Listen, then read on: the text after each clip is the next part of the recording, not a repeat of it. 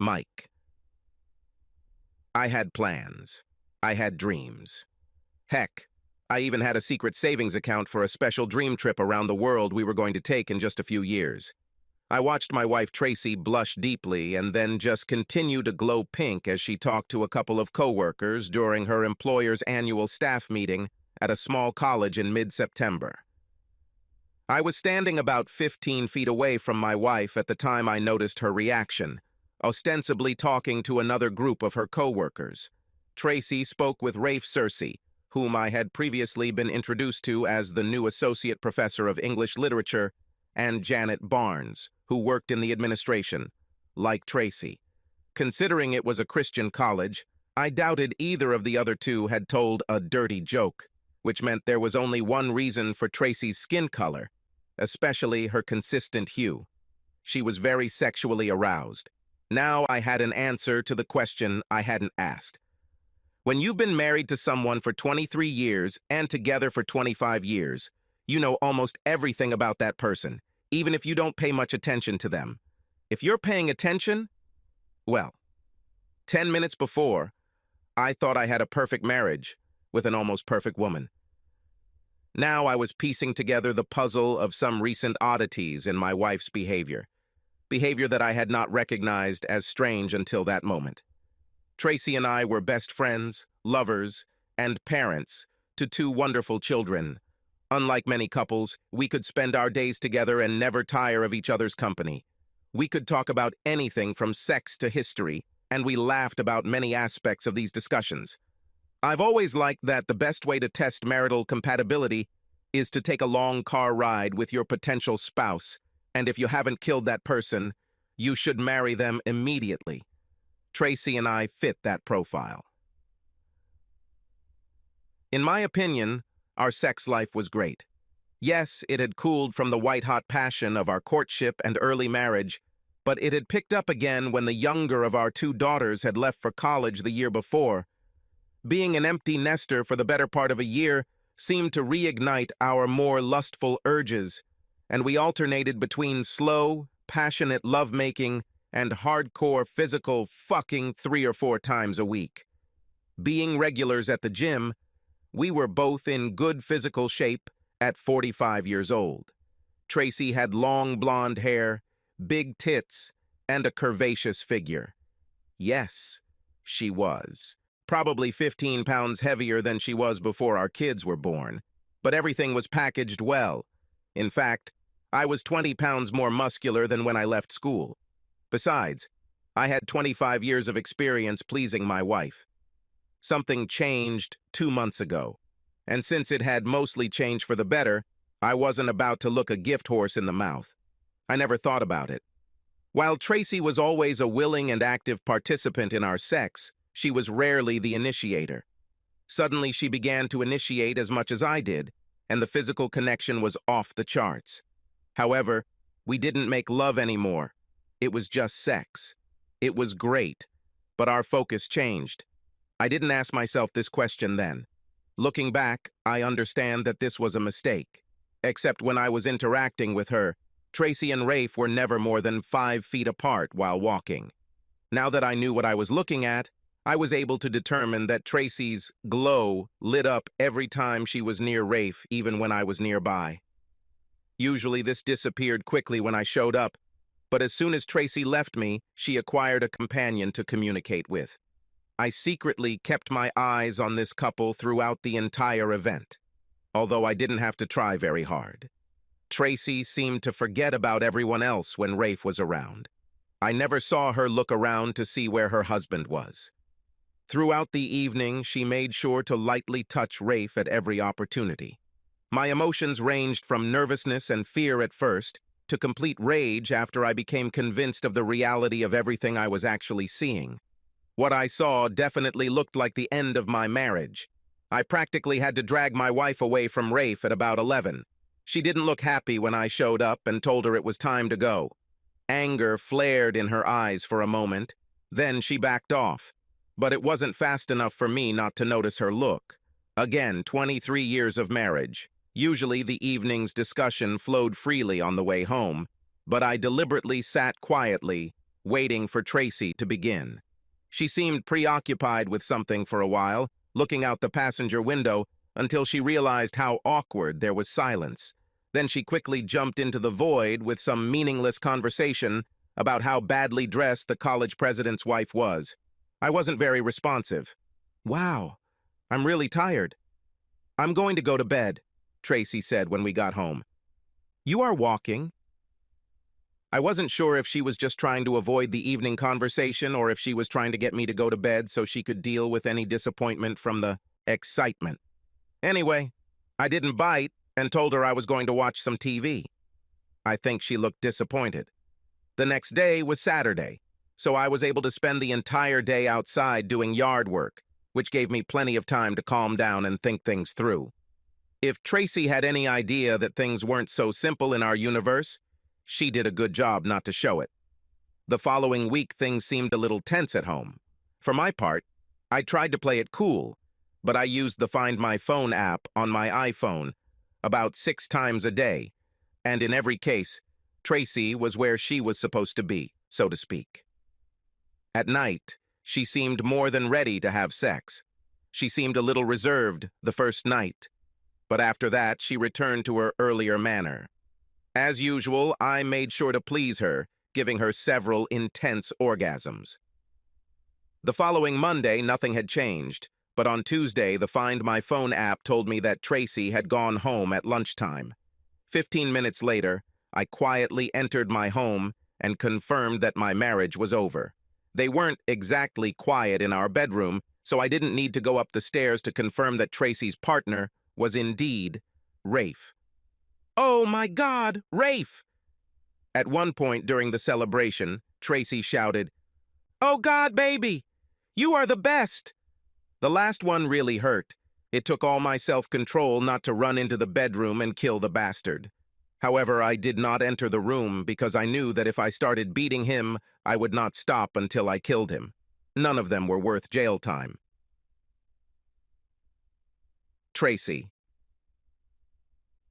I am fully aware that it sounds self-serving to say that I love my husband more than anything in the world, but it is the honest truth.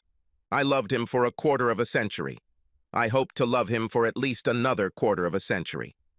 However, in the interest of full disclosure, I also have to admit that I have a lover on the side, a lover who was so wonderful that I could not give him up, although I know that sooner or later I would have to do it, because it would be the only way to save my marriage. Mike, my wonderful husband, would be devastated to learn that I had an affair.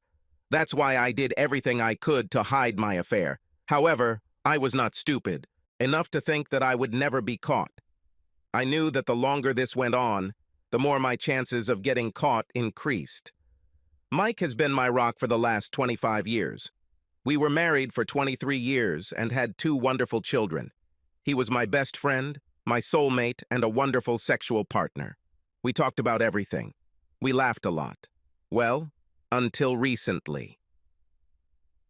I had no intention of taking a lover when I met Rafe Cersei. For some reason, he walked into the administration building a couple of days before school started, and without exaggeration, my life literally changed. Rafe was 30 years old, 6'2", very fit, with short brown hair and soft gray eyes. He was handsome, but he was no George Clooney. I didn't work the rest of the day because I couldn't get Rafe out of my head. When I got home, I'm pretty sure I almost killed Mike with sex. I know Mike fell asleep exhausted and with a big smile on his face. I would never tell him that I wasn't thinking about him while we were close. I continued to fuck Mike until he dropped for the next 2 weeks, and then my dear husband opened the door of opportunity for me as he had to leave town for the night the following Wednesday. I knew it was wrong, but I was practically shaking when I called Rafe on Monday morning and invited him to lunch on Wednesday afternoon. I had already checked Rafe's schedule, knew he didn't have any classes on Wednesday afternoon, and I took administrative time off. Rafe met me at a small Italian restaurant, and we had a good lunch, talked and laughed a lot. I know I laughed a lot and had a hard time keeping my hands off his arms and hands while we talked. I blushed a lot and felt like a virgin on the very first date. Rafe and I hadn't discussed sex, but he knew what anticipation was like.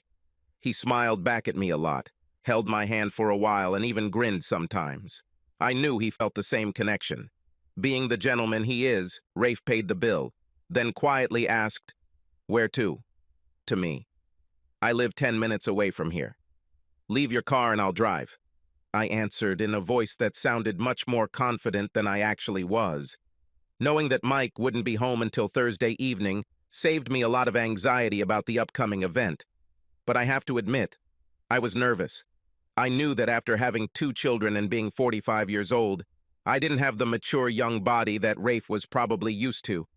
I loved Mike with all my heart and soul, but my time with Rafe was definitely going to happen, and I wasn't going to deny myself the pleasure, and I didn't feel guilty about it. I drove my car into the garage and closed the door. The next 10 hours were some of the best of my life. Rafe obviously felt the same connection as I did, and everything we did was amazing. I wasn't a virgin when I met Mike, but I always considered him a great sexual partner. Rafe completely reset the dial. Everything we did was fantastic. Till when Rafe finally got into an Uber to pick up his car, I felt as spineless as a jellyfish and as brainless as a sponge. I remember a lot of screaming and some crying, and I'm pretty sure it came from me. But I really can't swear to it. Hell, I couldn't swear on my own name. Now I knew what it was like to be fucked senseless. I definitely wanted this. "You are an amazing woman, Tracy. It was probably the best sex of my life." Rafe. I knew exactly what Tracy McGowan meant when she called me. I saw her reaction when I met her 2 weeks ago in the office building. I knew that we would have sex with each other after we had lunch, although I didn't say so directly. The woman was definitely a MILF, pretty face, big breasts, and long blonde hair. She may have a few extra pounds, but I wouldn't give it up for anything. I saw rings on her fingers when I first saw her, but I knew that didn't mean the woman had disappeared from the market. Married women tend to have a lot of experience, and being a little weird always seems to drive them crazy. We had a great lunch, and then she took me to her home to spend most of the day in carnal pleasure in the marital bed. Apparently her husband was on a trip out of town, so instead of just having sex on his lunch break, we had sex all day long. It turned out that she was the most physically responsive woman I have ever known. As the Uber dropped me back to my car in the restaurant parking lot, I hoped there would be another day like this. In fact, there will be many more days like this. Mike. I was shocked at how deceitful Tracy could be. The following week, she continued her Academy Award-winning performance of An Ideal Wife, while I quietly prepared for my impending divorce. I met with the attorney the following Wednesday morning, and she told me that Tracy would be served the following Wednesday. Even though we lived in a no-fault state, I still sued on the grounds of adultery. It was petty, I know. I had no idea what I had done to push my wife into the arms of another man. Or was it just because he was about 15 years younger than me? Regardless, this wasn't a one-time drunken affair. As if I needed confirmation, the Find My Phone app showed that Tracy had gone home for lunch 3 more times in the last 10 days. I knew I didn't have to go home to understand that Tracy wasn't going home to eat cheese sandwiches. I chuckled to myself at the thought. At some point during that time period, I went into our snack bar to grab a pack of brown sugar cinnamon Pop-Tarts, but found nothing. The day before, I ate the penultimate pack and knew that there was 1 more pack left. I also knew that Tracy didn't eat them because she hated Pop-Tarts. So obviously, Rafe not only had sex with my wife, but he also stole my fucking snacks. Damn him. Tracy. I woke up Thursday morning feeling like $1,000,000 after having the greatest sex of my life. Logically, I should have felt guilty, but in reality, I just wanted it. I waited until noon to call Rafe. "My husband won't come before 9 o'clock. If you come right after I'm free at 5, we'll have time for 1 more round, maybe 2, I said cheerfully. "Drive your car into the garage." "I love a woman who knows what she wants," Rafe replied. We made slow, passionate love the first round, and more intense sex the second.